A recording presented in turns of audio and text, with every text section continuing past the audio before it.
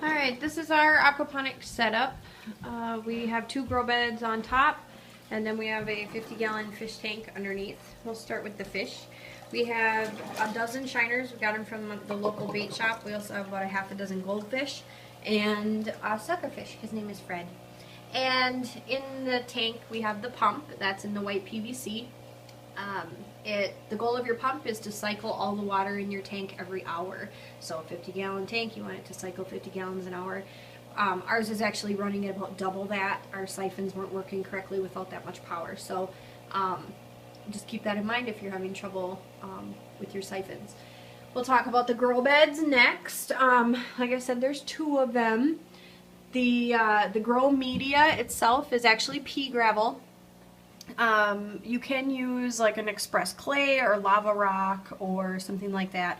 Both of those options are much lighter. This pea gravel is incredibly heavy. I can't lift these beds at all.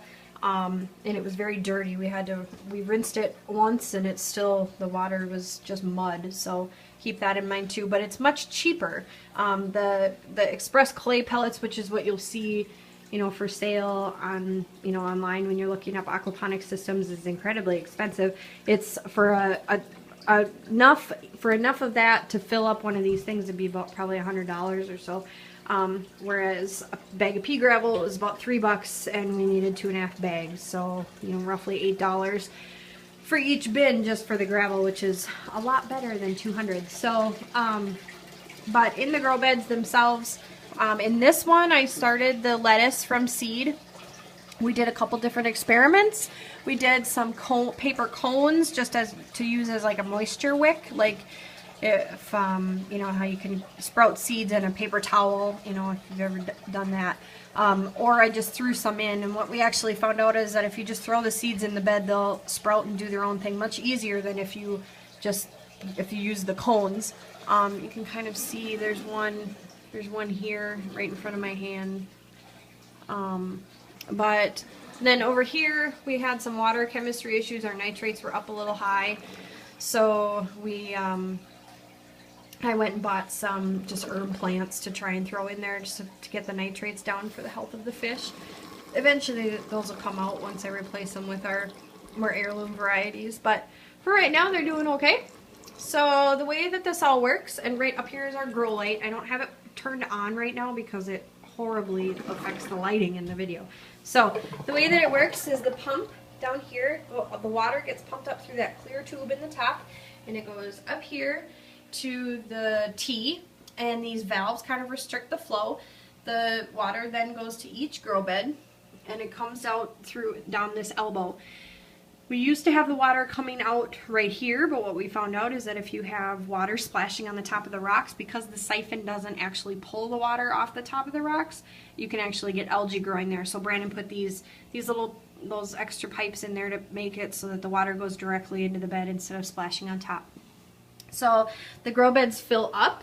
Right now you can kind of see that it's filling. The water level is about here.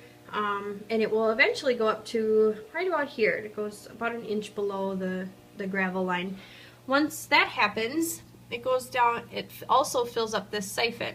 And I'll take this middle piece out so that I can show you a little better what's going on. There's the little white tube in there is actually the tube that goes down to the fish tank.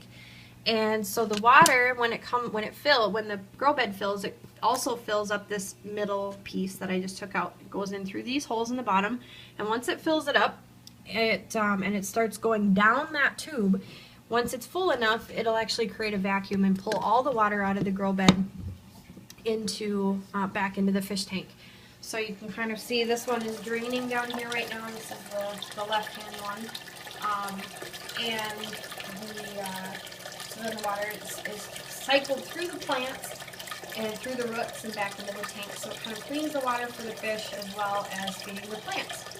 So the other thing that we have in the grow beds is we actually have about 100 red wiggler worms. There's about 50 in each bed. And the worms eat the solid waste and then also leave worm casings and things that will actually help the plants grow as well. And let's see, we also have an aerator giving oxygen to the tank. we probably don't need it with as much as the water is breaking the surface of the tank here with the drain, but just for the health of the fish, and we weren't really sure when we set it up that it was going to be enough. So that's kind of the way that it works, and hopefully in about 21 days we will have full heads of lettuce in this side. So we'll see. Thanks for watching.